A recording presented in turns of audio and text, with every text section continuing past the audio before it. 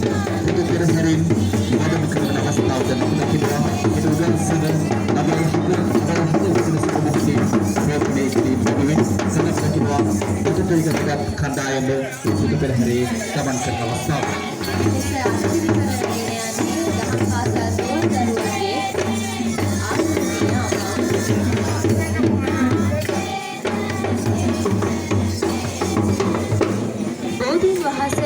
බෞද්ධයන්ගේ අතිශය පූජනීය වෘක්ෂයයි. සිද්ධාර්ථ ගෞතම බෝසතාණන් වහන්සේ සම්බුද්ධත්වයට පත් වූයේ ඉන්දියාවේ බුද්ධ ගයාවේ පිහිටි ඇසතු වෘක්ෂ මුලදීය. බෝධි යන පාලි වචනයේ අර්ථය අවබෝධය හෝ ප්‍රබෝධය යන්නයි.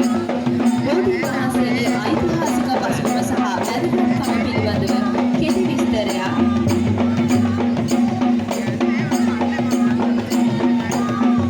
විස්තරයක් අපි විසින් ඉදිරිපත් කරන්නෙමු. බුදුන් වහන්සේ බුද්ධත්වයට පත්වීමට පෙර 6 වසරක් දුෂ්කර ක්‍රියා කර අවසානයේ